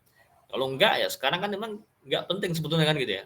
Selebritas enggak penting. Banyak yang kemudian saya kemarin bareng misalkan teman dokter ya. Dia spesialis, tapi beliau sendiri mengatakan saya sejak lulus kuliah itu saya tidak pernah bekerja itu menggunakan ijazah saya gitu. Padahal beliau master rumah sakit gitu, Mars gitu ya. Jadi tapi nggak pernah katanya beliau. Ya artinya berarti ijazahnya nggak penting. Karena yang penting itu adalah ilmunya sebetulnya kan gitu ya. Itu yang perlu kita pahami. Taib itu yang kedua. Yang ketiga, contoh menanamkan iman anak di bawah 7 tahun apa dulu? Tadi sudah saya sebutkan ya ini ya, sudah terjawab dengan pertanyaan yang pertama juga tadi, saya kira. Jadi semoga sudah cukup ya untuk menjawab. Nah, kemudian yang terakhir, izin tanya zaman sekarang anak-anak terpapar lagu tidak mendidik, bagaimana cara membidangi anak tersebut. Ya ini memang era digital, era teknologi, era globalisasi memang luar biasa. Ya memang ya kalau bisa ya sama sekali memang dijauhkan kalau bisa. Ya. Ada saat-saatnya sebetulnya ya. Di awal-awal surah An-Nisa itu istilahnya Allah memberikan panduan pada kita ya. Jadi ada istilahnya itu ada masa-masanya memang. Jadi memberikan anak ini itu nanti kapan itu memang ada masa-masanya sebetulnya. Ya. Jadi ada saat-saat tertentu kemudian anak itu baru bisa dikasih ini gitu ya, dikasih apa dan seterusnya itu ada saat-saatnya. Jadi ketika anak itu belum balik itu sebetulnya memang kita harus jaga. Ibaratnya memang seperti diisolasi atau seperti apa ya, ya dijagalah gitu ya, dijaga. Ya walaupun memang tidak mungkin kita saat ini ya menjauhkan tidak terpapar sama sekali itu sulit. Ya intinya sebisa mungkin punya imunitas gitu loh, punya dalam diri itu anak itu muncul kemudian pemahaman oh kalau lagu seperti ini nggak boleh, ini nggak baik, ya maka saya tidak memilih yang lagu ini, saya memilih yang lagu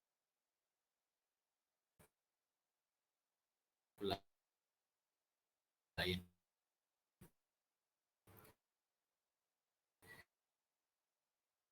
Ini selesai dan bahkan nanti menjadi nyanyian hariannya, hafalannya dan seterusnya itu tidak seperti itu. Ya contoh aja seperti kemarin ya, ketika kasus Kanjuruhan ya, itu kan setelah itu kemudian kan jadi viral tuh lagunya Arema itu ya kan. Karena anak murid saya di sekolah juga langsung banyak yang nyanyikan itu. Nah, sikap saya waktu mendengar mereka bernyanyi, saya sampaikan, saya larang, jangan dinyanyikan, itu nggak boleh. Ya, itu nggak boleh karena begini-begini. Ya kita jelaskan aja, kita ajak ngobrol kenapa nggak boleh. Karena mereka pasti akan tanya, kenapa nggak boleh, kenapa ini. Nah, kadang orang tua nggak sabar menanggapi pertanyaan dan tanggapan anak-anak itu. Ya, hanya main kemudian istilahnya cut dan seterusnya, tapi tidak memberikan penjelasan. Nah, maka yang perlu juga memang kita harus memberikan penjelasan, kemudian bahkan kalau ada misalkan kisah-kisah yang terkait itu kita satu kemudian sadar. Karena yang paling bisa membentuk ya itu adalah ketika dengan kesadaran.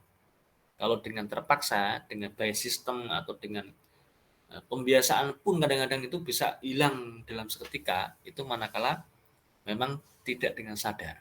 Makanya kadang-kadang tradisi yang ada di pondok pesantren pun itu misalkan kadang-kadang satu sisi kadang-kadang ketika memang kurang pas itu juga membuat justru istilahnya apa ya, anak itu menjadi kayak nanti kemudian pura-pura gitu ya, itu hanya ABS gitu istilahnya, asal bapak senang, asal guruku senang gitu. Nah ketika nggak ada bapak, nggak ada guru, wah udah ditinggalkanlah kebiasaan-kebiasaan baik itu kan gitu ya. Nah, makanya emang masalah pendidikan anak ya, bab pendidikan anak ini bukan masalah sederhana, bukan masalah kecil. Ini bicara tentang hal yang besar karena ini adalah bicara tentang peradaban, bicara tentang masyarakat yang terbentuk ya, bicara tentang masa depan, nggak hanya masa sekarang aja masalah luar biasa seperti ini, apalagi masa depan kan gitu ya. Maka emang kita mendidik anak-anak ya, anak kita itu luar biasa, kita harus sabar dengan prosesnya, dengan berbagai macam permasalahan yang ada di dalamnya ya, dan tentunya kita harus terus belajar, tidak boleh berhenti ya, terus belajar, terus ngaji, terus mengkaji ayat-ayatnya, petunjuknya, sunnah-sunnah Rasulullah SAW, sehingga dengan itulah kita kemudian nanti bisa memberikan yang terbaik ya. Baik, saya kira ini ya yang bisa saya sampaikan dan kayaknya sudah nggak ada lagi ya yang lain. 4 pertanyaan saya kira cukup ya, Mas Hanif dan juga teman-teman yang lain, Pak Mas Agus. Saya kembalikan waktunya kepada moderator dan juga yang buka acara ya. Saya cukupkan, terima kasih. Mohon maaf kalau kurangan. Ini sudah di terakhir ya. Semoga insya Allah ke depan kita bisa Mas Hanif bisa mengadakan lagi nih sama teman-teman yang luar biasa, mengadakan lagi hal semacam ini. Saya kira hal yang baik untuk kedepannya ya. Terima kasih. Waalaikumsalam. Assalamualaikum warahmatullahi wabarakatuh. Waalaikumsalam warahmatullahi wabarakatuh. Alhamdulillah, terima kasih kepada Al Ustadz yang telah memaparkan materi mulai dari sesi awal hingga sesi terakhir. Dan alhamdulillah kita sudah di puncak acara. Untuk acara hari ini saya kembalikan ke MC Mas Hanif selaku pembawa acara. Silakan pada Mas Hanif. Ya, terima kasih Mas Agus Tova yang sudah membawakan sebagai moderator. Alhamdulillah kita di ujung acara kelas parenting online 2022. Pokoknya terima kasih kepada teman-teman yang menjadi jamaah kita untuk mengikuti kelas parenting online pada kesempatan kali ini, dan Masya Allah menjadi istiqomah itu benar-benar merupakan sebuah keberkahan tersendiri untuk kita semua. Karena ilmu yang kita pelajari bersama pada hari ini adalah ilmu yang luar biasa, bukan ilmu yang sederhana tentang menjadi parenting. Dan tidak semua orang ingin belajar mengenai hal ini, yang bahkan dalam sekolah formal sekalipun hal ini nggak pernah diajarkan. Maka dari keresahan itulah kita mengadakan acara ini. Nah, untuk belajar bersama-sama dari beliau, Ustadz Joko, sebagai seorang konsultan keluarga, untuk menjadi yang terbaik dalam ilmu tentang parenting. Ya, monggo untuk menutup pada kesempatan hari ini, marilah kita bersama-sama membaca hamdalah dan doa kafaratul majelis bersama. Alhamdulillahirabbil alamin. Subhanakallahumma wa bihamdika asyhadu an la ilaha illa anta astaghfiruka wa atubu ilaik. Dari MC cukup sekian. Mohon maaf bila banyak kesalahan. Wa'afu minkum. Wassalamualaikum warahmatullahi wabarakatuh.